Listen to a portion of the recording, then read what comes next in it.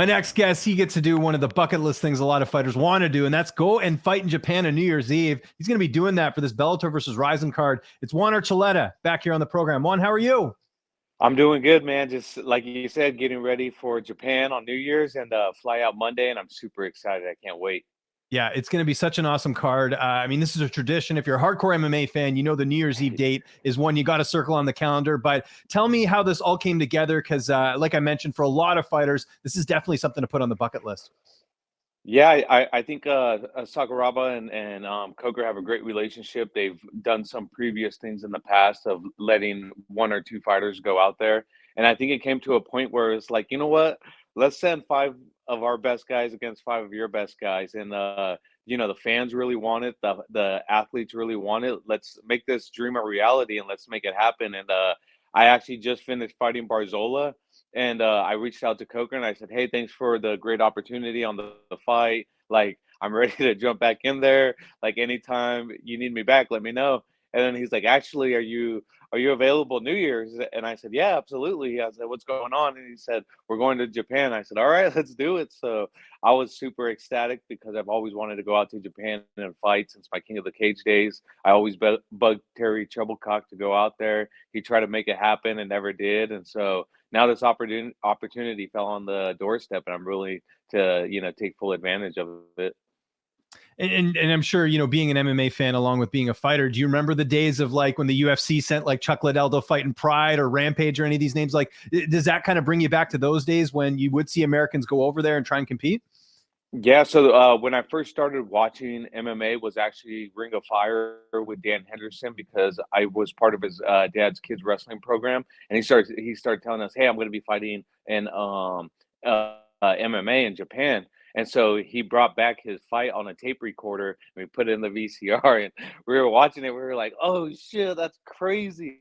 He's like, "Yeah, it was so wild. It was so much crazier than wrestling." And since then, it was like, man, one day I want to do that. And then the Pride fights happened, and then watching him fight Ricardo Arona and just Wanderlei Silva and all those fights that happened after that, and just divulging myself into the MMA atmosphere, it was like for sure a bucket list. When you learn about MMA, you learn that Aikido, Brazilian Jiu Jitsu, a lot of these martial arts stem from Japan, and so it's an honor to go out there. I got to go out there and do the promotion for the fight and learn a lot, and got to understand their culture and their way of thinking and their style of respect for the sport. So it was super amazing, and I'm excited to go out there and leave my mark.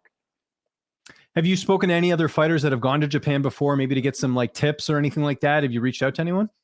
Oh yeah, definitely. Like Georgia Karakonyan, he's fought out there. Joe Daddy Stevenson. I mean, I've known a lot of guys that are around me. Have known people that fought out there, have coached out there, like Tiki Gosen, Paul Herrera, Rampage. Like, Rampage has actually helped me out, like get ready to promote myself out there, which I'm excited to do. Like, he's like, look at, like, I sent him some pictures of some things I'm going to be walking out in, and I was like, hey, is this too much? He's like, hell no, like, you got to go out there and promote yourself, dude. That's awesome. So I'm super excited about it on a promotional level to go out there and do things like that.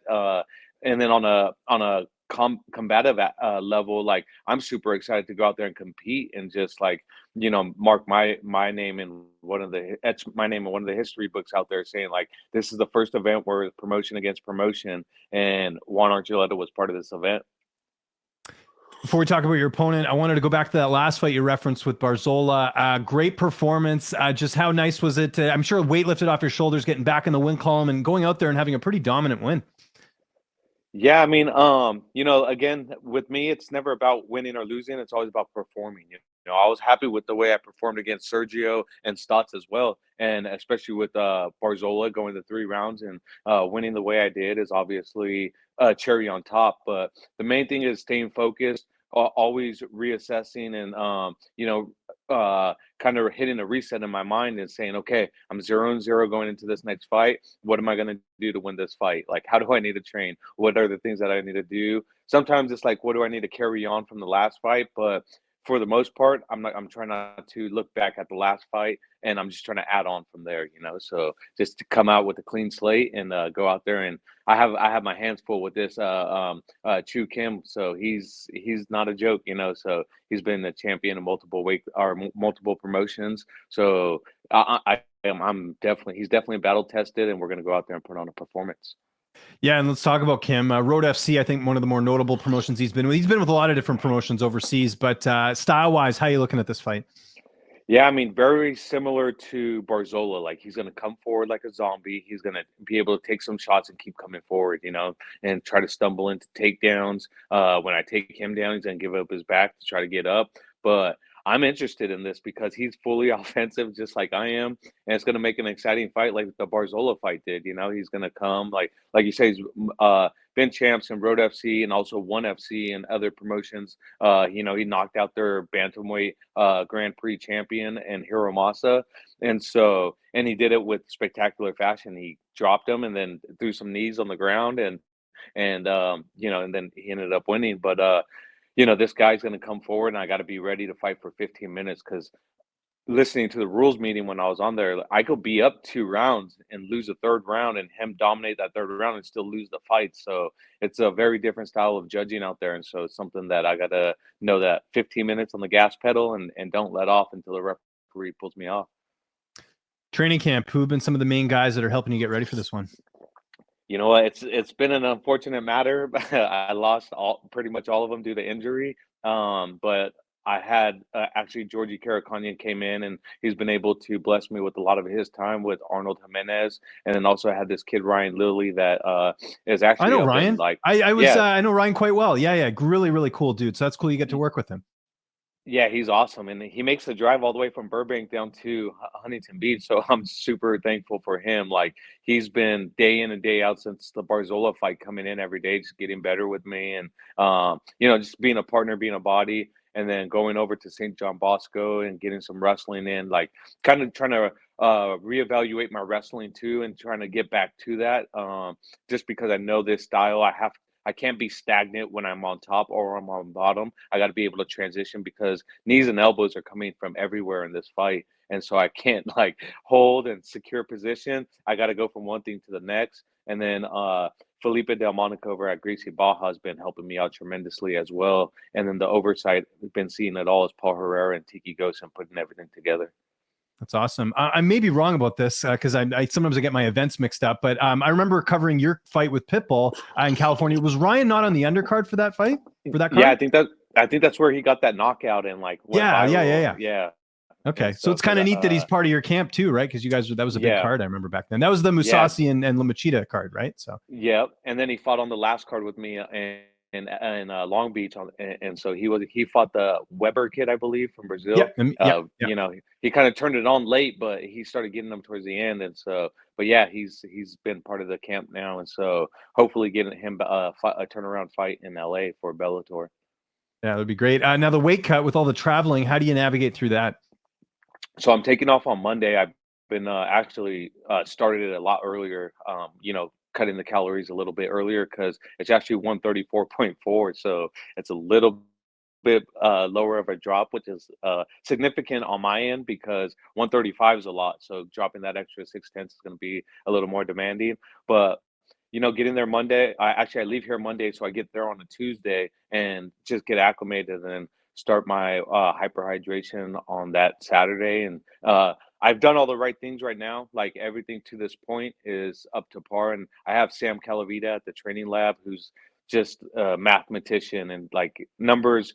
You know, to him, his favorite saying is numbers don't lie. So meet these numbers, and I promise you're going to make the weight perfectly. I said, okay, cool. So my wife has been working diligently on making sure she's meeting all the macros on the diet end. So you know, it's just it's been a real blessing to have a team that I have with my wife, my coaching, Sam Calavita, and everyone that's been part of it to work together on getting this down. And sort of sticking with you know, your team and everything, as far as you know, your corner, who's going to be making the trip down there with you? So I got So TJ had surgery, so he couldn't fly because of the pressure of the flight, and then Mhm. Cub had he it's Christmas time, so I didn't expect them the guys with families to come out. So I have Tiki Gosen, Paul Herrera, and then Arnold Jimenez, who's been fighting in LFA. He's ready to make the next step, hopefully here soon, but he's going to be out there as well, just in case if someone falls out. He's my training partner as well, so maybe we could slip him in or something like that. Speaking of TJ, I got to ask, how's he doing? That whole situation with him having to fight at an entire camp with a busted shoulder, like that's crazy, man. Like I get it because Yeah, obviously, like you don't get title shots all the time, but how's he doing? Because I yeah. know you guys are really really close. Yeah, definitely. I mean, it was just a unfortunate event, like throughout the whole camp, his shoulders started slipping out, and as fighters, we're taught to fight through the pain. No matter what hurts, you work through the pain and you make it to the fight when you sign that dotted line. And even in wrestling, like wrestling, we because he wrestled his whole life, you learn to tape it up and keep going. Put some tape on it and get out there and wrestle. And so. He fought Cody on two dislocated shoulders and was able to win the way he did, and he thought that he was going to be able to do the same. But unfortunately, he got taken down. He posted, and his arm came out, and it was history after that. So, but he's doing a lot better. I mean, he has a long road of recovery. I think he has another surgery after this, and right now he's working on building his family more, which is awesome. Because he's not getting any younger. So his kid, he wants to have one more kid as well. So. Oh, awesome. And knowing him as well as you do you think he stays retired? When we hear retirements in MMA, we're like, yeah, okay, come back to me in like a year. But obviously the injuries and everything he's accomplished. I mean, he was a former champion, so I don't know how much more he could really come back and prove. Right, exactly, and I think his main focus right now is growing his family, and God willing, everything happens with that. Maybe we do see him come back, but until I Mm. know he's been able to grow his family, that's his main priority right now. Obviously, you feel like you're going to win. Otherwise, why sign the contract? But how do you see the fight playing out on New Year's Eve? You know what? Like I've waited for this moment for so long that I want to bask in this ring, and I want to be able to, experience as much time as I can in there because I'll never know if I could fight again in there. But I'm gonna take my time. I'm gonna let it develop. Hopefully, a finish happens, but if not, I'm okay with showing full dominance and beating them in every position and winning every position out and outstriking them and outclassing them. And unless their corner throws in the towel or the referee pulls me off, I'm going into deep waters with this guy. And what's next after this? Again, we talked sort of about who you fought in Bellator. It's almost everyone, like as far as top opponents. Is there anything in the works after this? I know the focus is on New Year's Eve, but I'm sure you're looking towards next year too. Yeah, definitely. It looks like things are starting to pick up a lot with Bellator, so we're starting to get back into the groove of staying active and staying busy. So it looks like we're turning around, and there's a fight here in LA with Fedor's farewell fight. I'm sorry, and so if God willing, everything goes through. I could turn around and jump on there and fight again in my hometown because I love fighting here at the Forum, and I bring a big crowd with me. But if not, I definitely looking forward to, fighting whoever falls out of the Grand Prix. Whoever wins it, obviously, is fighting to unify the titles with Sergio. Unless Sergio is interested in fighting earlier, if he wants to fight the same night of the Grand Prix, let's do it. Like I'm open to that as well. But the main thing is getting back into title contention, taking my belt back at 135, and then go from there. And who do you have? I mean, it looks like that's as far as the Grand Prix. Do you like mix or Stotts? Like, what do you think? And also, side note to that, do you think Stotts did enough to beat Sabatello? Yeah, man. I mean that was a very close fight in my opinion, right? Like I see why Crosby gave all 5 rounds to Sabatello, right? And I was actually talking to this about in some other interviews. It's like, man, we're going to continue to have inconsistency in judging because we're supposed to. It's mixed martial arts, right? Like we have judges that favor jiu-jitsu more than they do wrestling. We have judges that favor kickboxing more than boxing, and Muay Thai more than kickboxing, and takedowns and offense more than defense, and damage more than and whatnot. And so you go through this lineup, and you're like, people complain about the inconsistency of judging like, oh, but at the end of the day, it's their opinion on who wins the fight. It's their way, their criteria of judging. Like me personally, if like the way Doug Crosby scored it, that's usually how I judge fights. It's like if a guy's pressing forward and constantly working to take someone down because he can't hit someone, and the guy's running backwards and he's looking tired and he's defending nonstop, like that looks bad. Like you're gassing out, your hands are down, you're getting taken down. Yeah, you're stuffing some takedowns. At the same time, he's keeping you busy because he's so offensive and he's on his game. So to me, that guy wins. And then to see why it was so close to the other judges' fights, I see like, okay, like he nullified some of the wrestling and got some of the shots off and landed some big punches, but Sabatello also landed some big punches. But then we go into control. So, you know, I think you look at round by round. Some people get caught up sometimes in seeing the whole overall stats of like the punch output, the punches landed compared to significant landed compared to your opponent. But it's like, okay, well, what round did that happen in? Like you got to understand they're judging round by round by round, not the whole fight in its entirety. So when you see that and you see the stats, you're like, oh well, this guy won. Look at he landed more punches. It's like no, he landed more punches for that round. The other round, he didn't land anything. He got controlled.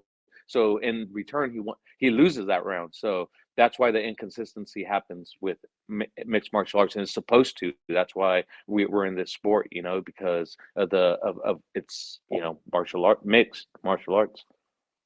And yeah, the first part of that, I was asking you too, like Patchy Mix and Rafael Stotts, who wins that?